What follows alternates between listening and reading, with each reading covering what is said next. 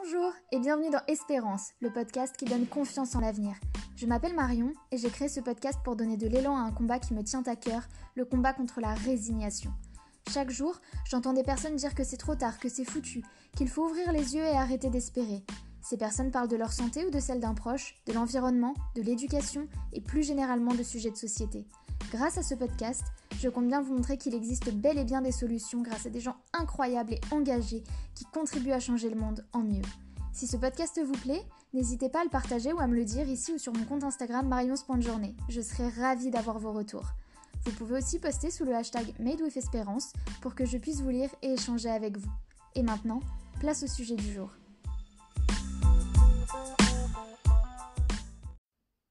Combien d'entre vous se sont déjà dit « J'aimerais bien faire du bénévolat, j'aimerais m'investir dans une cause environnementale » sans jamais trouver le temps de se renseigner ou d'aller toquer aux portes. Aujourd'hui, je reçois Lydie, responsable communication de Goodid. Avec elle, on découvre comment contribuer à des projets qui nous tiennent à cœur en 20 secondes et sans rien débourser. Prêt ? Alors je vous laisse écouter Lydie qui nous guide avec positivité entre économie solidaire, publicité, influence et contribution.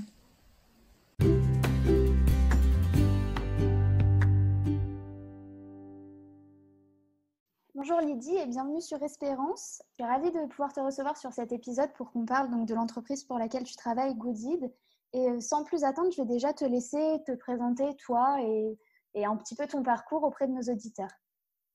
Ok, bonjour à toi, merci beaucoup de me recevoir. Alors du coup, pour me présenter, moi je m'appelle Lydie, j'ai 26 ans actuellement et Goodid, donc c'est mon premier travail, mon premier vrai CDI que j'ai entamé du coup après une école de communication à Lille. Et ce qui est assez important, c'est que très vite, dans le cadre de mes études, je me suis rendu compte que c'était super intéressant d'apprendre plein de techniques de communication, de marketing, de management, etc. Mais que je ne trouvais absolument pas de sens et que je me disais, OK, je ne me vois pas dans les entreprises que je connais actuellement, en fait, parce que ça manquait de finalité positive et sociale. Et j'étais utilisatrice, en fait, de Goodid depuis 2 ans. Et puis un jour, je me suis dit, mais en fait, je me vois dans ce type d'entreprise. Et donc, je vais essayer d'y entrer au culot. Et ça a fonctionné. Et donc, du coup, ça fait 3 ans que je suis responsable com et partenariat chez Goodid. Ouais, super. Comme quoi ça sert des fois d'y aller au culot aussi. Très Alors clairement. du coup, Goodid, si tu peux un peu expliquer aux auditeurs qui ne connaîtraient pas, qu'est-ce que c'est, qu'est-ce que vous faites? Alors, Goodid, en fait, c'est la première formule de publicité solidaire qui permet de transformer des contenus publicitaires en dons pour des assos. De cette manière, donc ça fait 5 ans qu'on existe. Au départ, on avait un site et une application mobile où les gens se rendent tous les jours, plusieurs fois par mois, vraiment à leur rythme, soutenir des projets solidaires gratuitement en regardant une publicité de 20 secondes. Et c'est vraiment l'argent généré par l'annonceur qui va financer le don à la place de l'utilisateur. Aujourd'hui, on essaye d'aller un petit peu plus loin parce qu'on se dit que les gens ne vont pas tous vouloir, pour soutenir des causes sociales, se rendre sur un site et regarder de la publicité exprès. Donc, on essaie de tisser en fait des partenariats avec des régies extérieures pour essayer de solidariser la pub un peu partout sur le digital. Donc, par exemple, sur un article du Monde ou avant une vidéo Dailymotion, par exemple. Ah, super. Donc en fait, pour que je reprécise, quand on va, pour la partie qui est sur votre site, quand on va sur Goodid, Oui, donc on peut se connecter, on crée un compte ou peut-être même pas, je ne sais plus. si on crée un compte. Oui. Et ensuite, on peut choisir de regarder une, deux, trois publicités. Et ensuite, on peut choisir à quelle association ou quelle cause est attribué le don. Alors, c'est presque ça. En fait, c'est quand un utilisateur arrive donc sur le site ou l'application mobile, il a à sa disposition tous les projets solidaires du moment. Donc, on va avoir vraiment différents projets de plein d'associations, des associations très connues telles que Médecins sans frontières ou Restos du Cœur, par exemple, mais aussi des plus petites associations moins connues.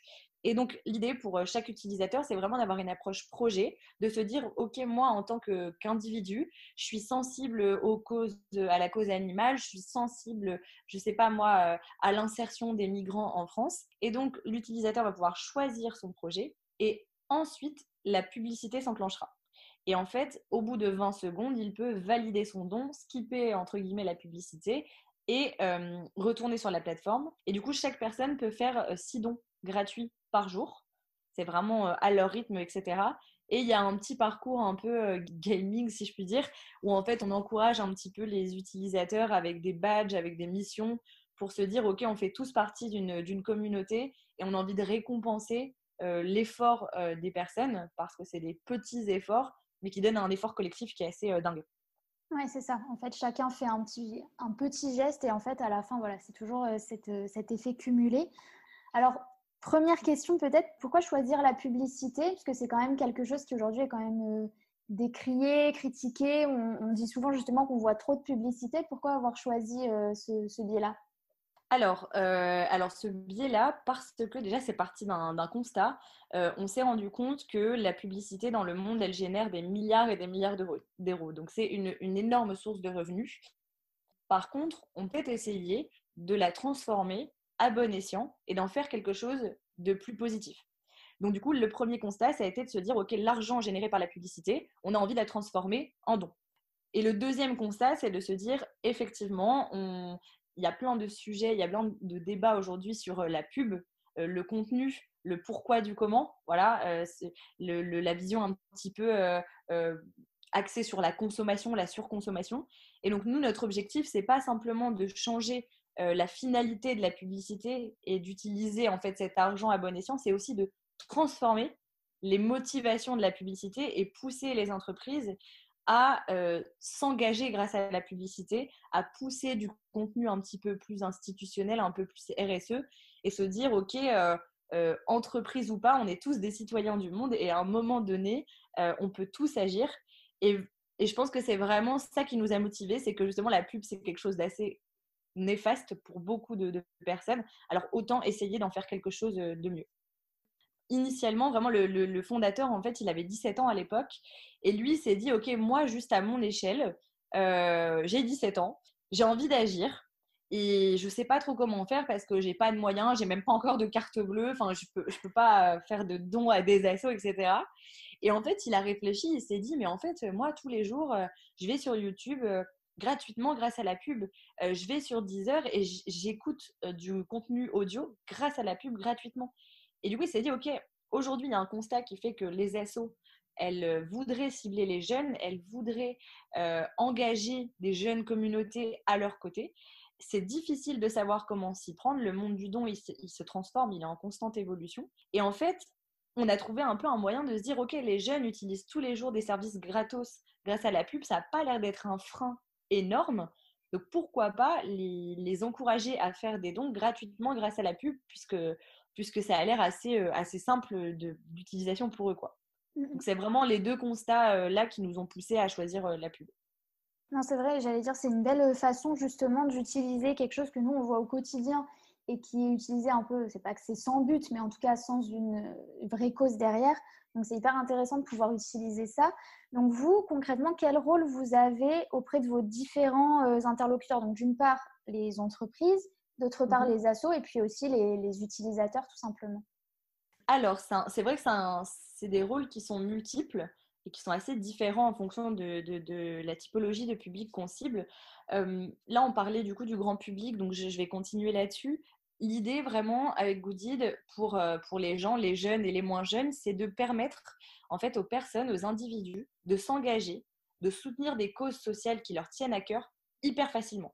Vraiment, globalement, tu es en train d'attendre ton métro, tu es en train de faire cuire tes pâtes, tu as 2 minutes à tuer. Bon, bah voilà, tu vas sur l'appli, t'aides une cause, tu as fait ta bonne action, tu as soutenu des projets, tu as appris des choses sur les associations et le tout facilement. Et on estime que vraiment aujourd'hui, c'est un enjeu. On se rend compte qu'il y a de plus en plus de jeunes qui veulent agir, que les causes sociales et environnementales, c'est vraiment dans la tête des jeunes générations quelque chose d'extrêmement important.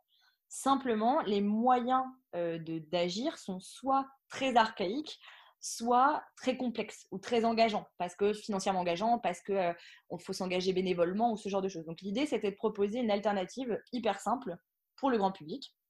Concernant les assos, du coup, pareil, il y a plein de problématiques. Premièrement, bah, elles ont du mal à cibler des nouveaux donateurs. Elles ont du mal parfois à sensibiliser à leur cause et à communiquer en fait des messages sur les projets terrain concrets sur lesquels elles agissent. Et le truc, c'est qu'en en fait, elles pourraient même pas faire autrement parce qu'elles sont juste ultra concentrées sur le terrain ultra concentrées sur la collecte et qu'elles ne peuvent pas tout faire. Et donc, nous, notre ambition côté asso, c'était juste d'apporter un espèce de service complémentaire aux assos en leur disant, on va essayer pour vous de collecter d'une manière un peu innovante, donc de vous rapporter un peu plus d'argent, de sensibiliser les gens à vos messages en proposant du coup sur Goodit des projets très très très concrets. Et surtout, on va vous donner accès à des budgets auxquels vous n'avez pas accès. Parce que les assos, elles ont accès à des budgets mécénat et RSE auprès des entreprises, mais pas des budgets communication et médias. Donc là, c'est un moyen pour elles d'aller chercher des nouveaux budgets.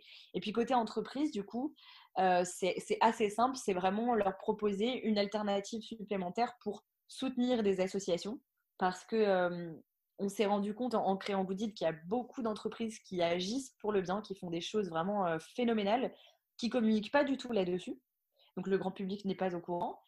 Du coup, là, c'est un moyen pour elles à la fois de continuer à aller plus loin dans leurs engagements RSE existants, tout en communiquant dessus et en faisant savoir au grand public qu'elles aussi agissent pour le bien de la société, quoi. C'est génial parce qu'encore une fois, on a aussi une sorte de un peu de dualité dans l'esprit commun des gens entre les assos et les entreprises. Et là, on voit que vous faites le lien, donc c'est aussi hyper intéressant. Au niveau justement du fonctionnement, donc les entreprises vous rémunèrent pour pouvoir être sur la plateforme. Après, comment ça se passe? Est-ce que la répartition en fait entre ce qui part en dons, comment ça fonctionne?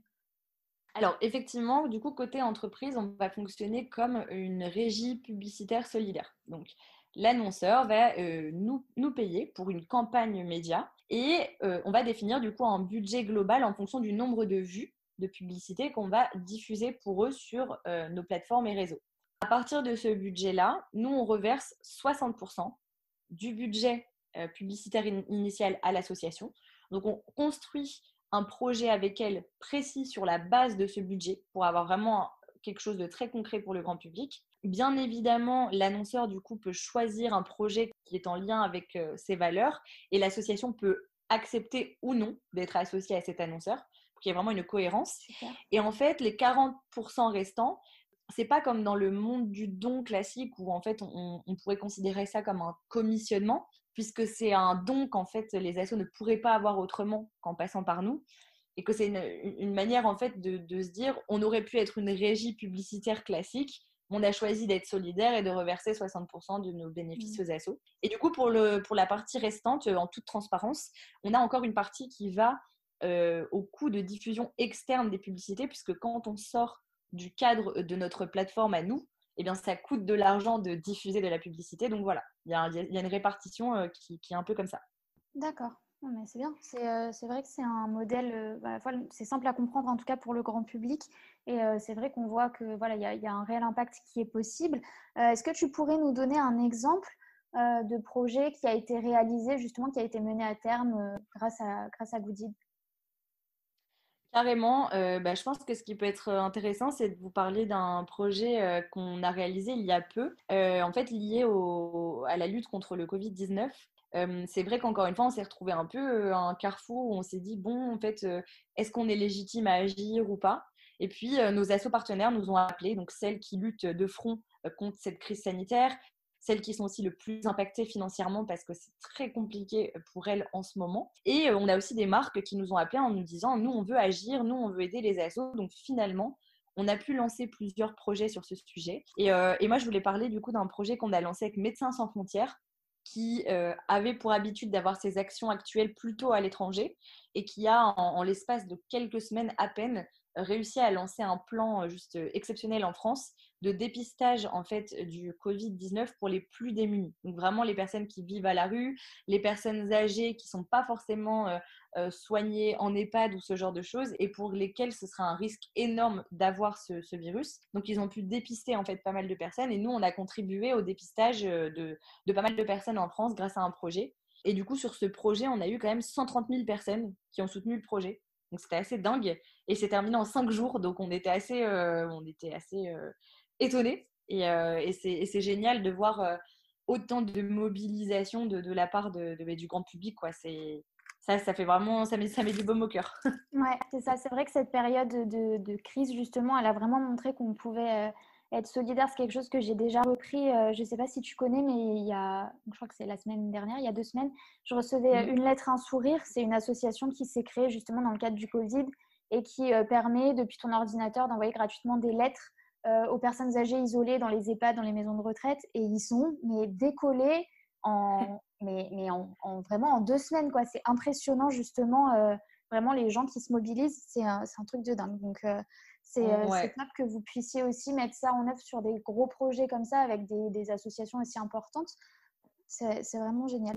Donc, du coup, au niveau, donc on a vu que vous travaillez avec les assos, avec les partenaires. Est-ce que tu peux nous parler un petit peu du rôle de l'influence dans tout ça, puisque c'est quelque chose de très nouveau et à la fois de très présent, surtout dans notre génération en tout cas. Est-ce que tu peux nous en parler un petit peu? Complètement, ouais. Alors effectivement, depuis qu'on a créé Good, on a fait pas mal de projets, ça j'en ai pas parlé, mais on a financé presque 300 projets depuis la création. Et en fait, sur certains projets, on s'est rendu compte qu'il y avait des causes qui étaient déjà soutenues par des youtubeurs, par des influenceurs, ou qui, de par leur histoire, vraiment, enfin leur vécu, avaient une appétence sur certaines causes. Et donc, on s'est dit, on n'a pas envie de rentrer dans une démarche très marketing comme certaines entreprises peuvent le faire, où on se dit, OK, on va payer des influenceurs pour qu'ils relaient les projets. Mais on s'est dit, de temps à autre, sur la base du volontariat, ça pourrait être vraiment sympa qu'un influenceur puisse parler d'un projet solidaire qui est en ce moment sur Goodid, qui lui tient à cœur, qui est vraiment un sujet qui lui parle. Et en fait, c'est quand même un moyen pour lui d'animer sa communauté quelque part, parce que c'est tout de même beaucoup plus simple de dire à la communauté allez faire des dons gratuits, donnez 2 minutes de votre temps pour ce projet plutôt que de leur proposer de faire des dons financiers.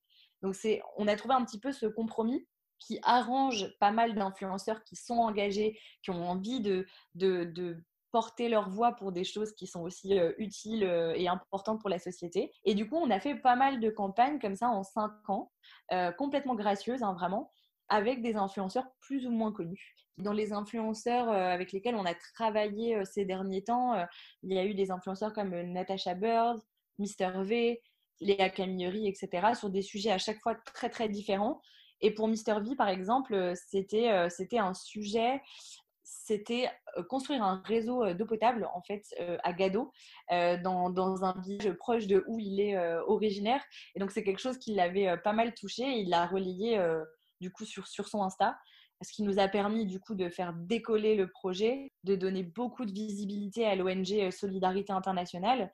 Et en fait, on trouve ça vraiment absolument génial, parce qu'on a l'impression que dans notre métier, on s'adresse profondément à l'humain. C'est pareil avec les marques, hein. Sincèrement, quand on va rencontrer une marque, en fait, on va pas rencontrer, je sais pas moi, Decathlon. On va rencontrer le mec qui gère la communication chez Decathlon. On va rencontrer l'acheteuse média qui gère tout ça chez Decathlon. Et on se dit, OK, on est d'humain à humain, on va essayer de faire les choses bien.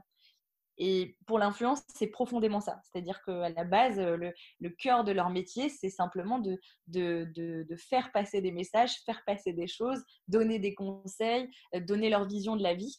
Et du coup, c'est extrêmement efficace en termes de communication. Et les associations, elles sont juste super heureuses à chaque fois qu'un influenceur peut collaborer avec nous pour leur projet, parce que ça met juste un coup de boost incroyable sur les projets, et qu'elles ont encore une fois pas forcément l'occasion de passer beaucoup de temps en communication à essayer d'entrer en contact avec des influenceurs, bien que franchement certaines le font très très très très bien. Je sais pas si tu connais l'ONG CARE. Et en fait, CARE, ils agissent beaucoup sur les droits de la femme à l'étranger. Ils sont vraiment incroyables sur ces sujets-là. Et ils collaborent, notamment avec Natasha Bird, mais plein d'autres influenceuses très, très engagées dans le féminisme. Et ils sont hyper balèzes là-dessus, quoi. Donc, c'est effectivement, je trouve, pour moi, influence et solidarité, c'est quelque part un sujet assez évident, en fait.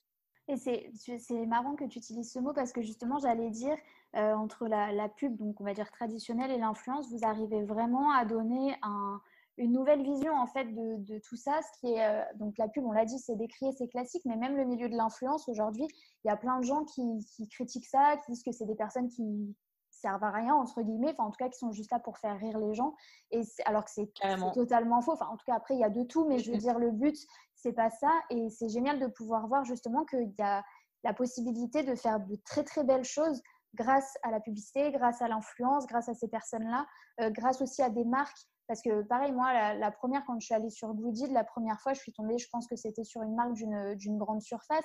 Et c'est vrai qu'on tique un peu, parce que pareil, c'est des marques qui sont très décriées. Et là, on voit que c'est des personnes, déjà, il y a des personnes derrière, comme tu le dis, que c'est pas juste une marque. Ouais. Il y a des personnes derrière qui ont envie de faire les choses, qui ont envie de s'engager, et que c'est pas juste pour gagner de l'argent qu'elles ont dit, je vais faire une pub sur Goodid. Il y a vraiment quelque chose derrière. Et je trouve que c'est, en plus de tout ce que ça permet d'accomplir ce que vous faites, ça permet aussi de redorer un peu l'image de tous ces acteurs-là, que ce soit au niveau publicité ou entreprise. Et je trouve ça vraiment, vraiment hyper intéressant. Et c'est vraiment une belle façon de travailler, quoi, je trouve. Et je pense que effectivement, tu as raison. Et en fait, je pense que c'est trop simpliste de voir toujours la société en blanc ou en noir. Enfin, c'est un petit peu simple de se dire toutes les grandes marques sont complètement atroces. Faire de la pub qui se transforme en don, c'est forcément du greenwashing. Faire de l'influence, c'est ne rien faire de ses journées. C'est extrêmement simple de dire ça, parce que j'estime que peu importe le milieu, que ce soit professionnel ou personnel, il y a des gens extrêmement talentueux et il y a des gens qui sont là pour les mauvaises raisons. Et c'est comme ça dans tous les milieux. Et si on reprend la base du métier de créateur de contenu, qu'on appelle maintenant influenceur, c'est juste un super beau métier. À la base, tu as quand même des gens… Moi, je me souviens à l'époque où c'était surtout l'avènement des blogs. Il n'y avait pas encore trop YouTube, etc.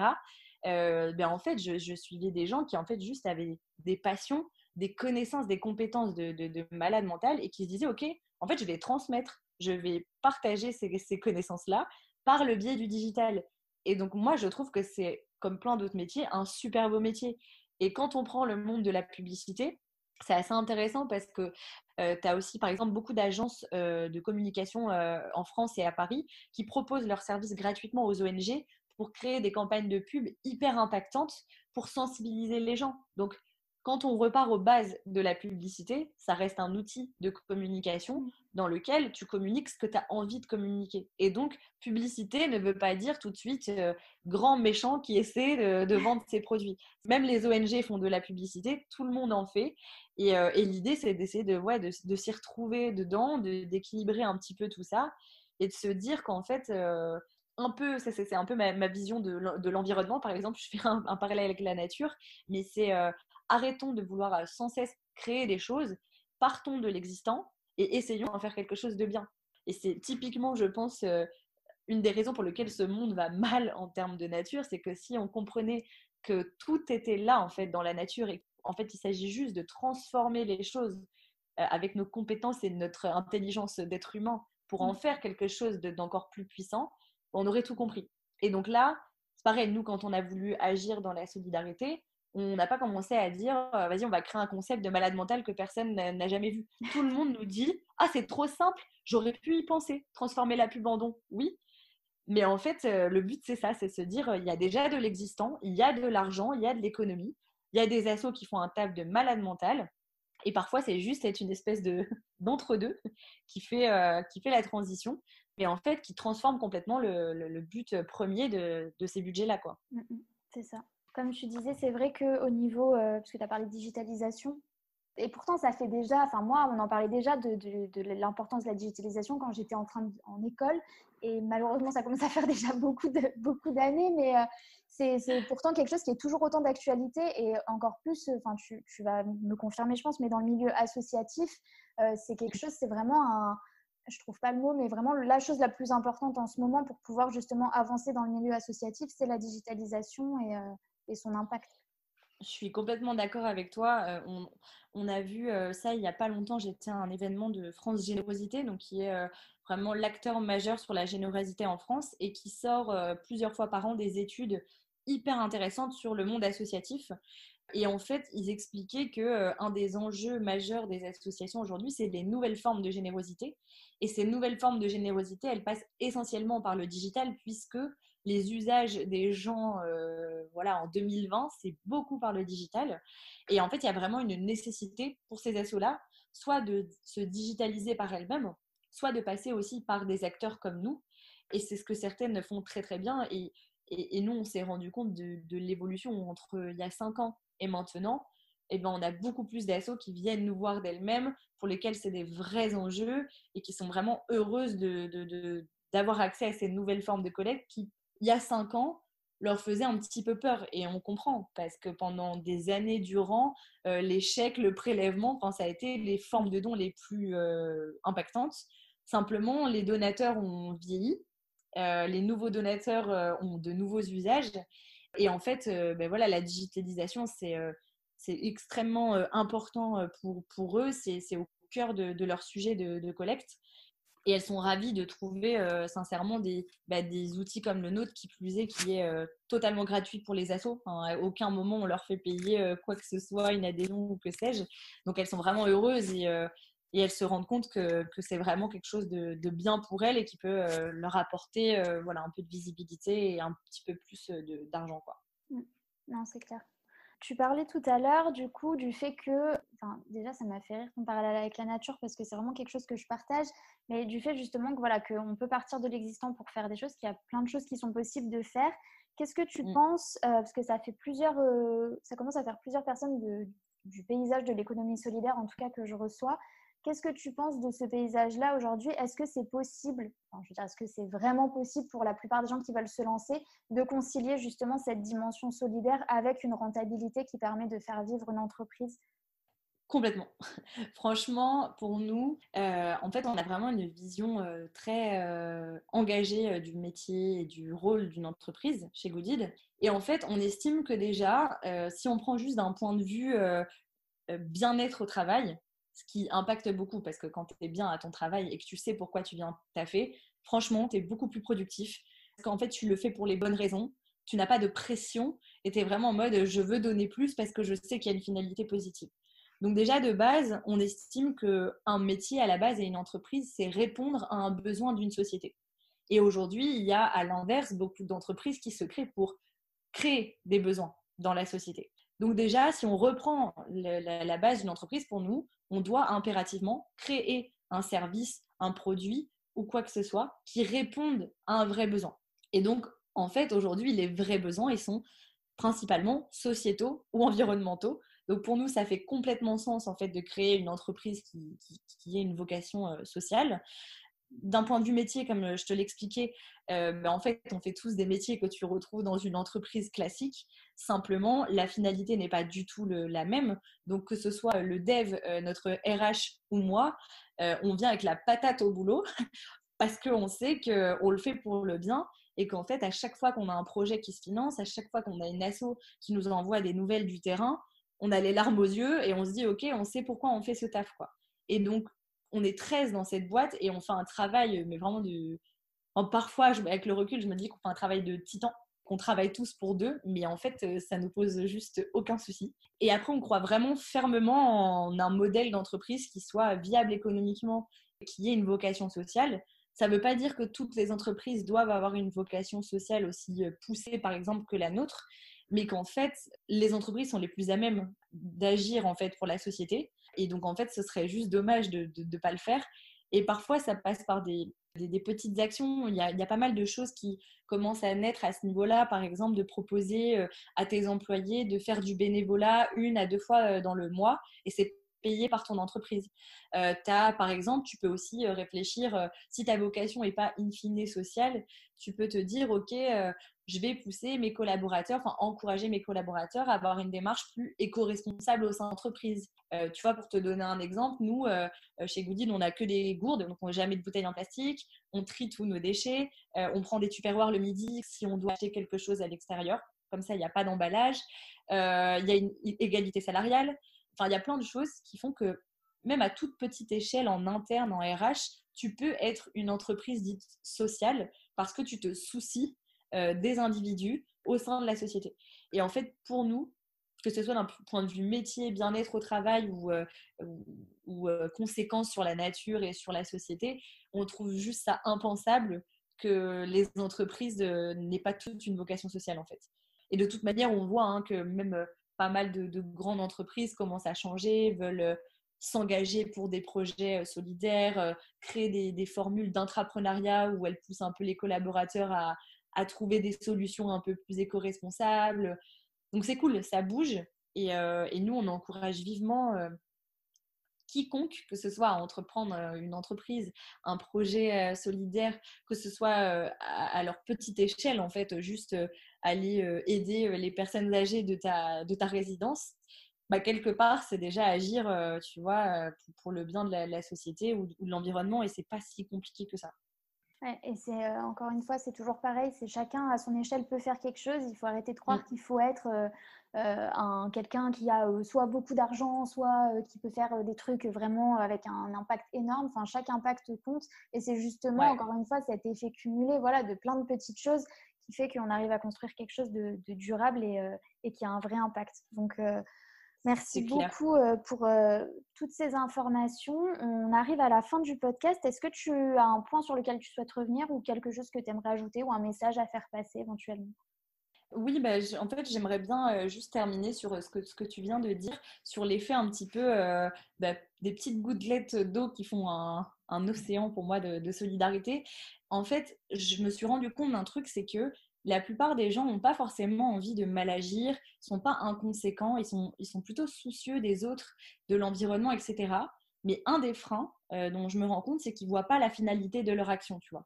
Il y a toujours ce côté, et c'est pareil au travail. Il y a beaucoup de gens qui sont par exemple malheureux au travail parce qu'ils me disent je suis un petit bout d'un chaînon et ça m'embête de ne pas voir la finalité de ce que j'ai fait.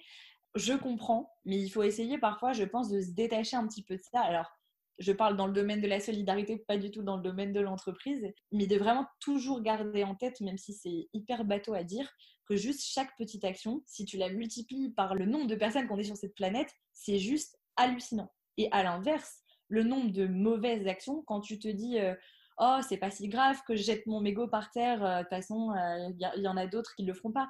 Mais non, c'est pas vrai, tu vois. Si tout le monde jette son mégot par terre, on est je sais pas combien de milliards à mettre un mégot par terre, c'est catastrophique. Et donc, vraiment, toujours se dire chaque mini-action, qu'elle soit positive ou négative, elle a des répercussions mondiales hyper fortes. Et donc, même si parfois c'est frustrant de ne pas se rendre compte voilà, de, tout de suite de la finalité de ton action, moi je pense que le truc qui peut être bien, c'est genre de se nourrir d'actu positives, d'aller regarder des documentaires sur la planète, de regarder, de lire, en fait, de prendre connaissance de tout ce qui se passe de bien dans le monde, parce qu'on a aussi beaucoup à faire à des médias qui nous relaient des actus désastreuses tous les jours. Et donc forcément, ça aide pas les gens. Donc juste tu pourras jamais voir ce que tu as fait à ton échelle, toi, en tant qu'individu, mais tout ce que tu verras comme actu positive dans le monde, t'y as contribué, parce que ta petite part a fait que ça a donné ça. Donc voilà, si j'ai un conseil, franchement, essayez de vous nourrir d'actu positives, et essayez même de faire le bien autour de vous, si c'est juste en appelant votre petite mamie qui est toute seule, si c'est juste en faisant un sourire à un inconnu dans la rue, parce que bah, c'est bien genre, de se sourire et d'être sympa les uns avec les autres. Et ben franchement, vous privez pas quoi. Je rebondis juste sur ce que tu dis. Pour ceux qui nous écoutent, qui seraient intéressés, il y a un compte Instagram que je trouve génial qui s'appelle Les Belles Nouvelles ou juste Belles Nouvelles, je ne sais plus. Mais c'est un compte, voilà, tous les jours, il y a une actu positive qui est postée.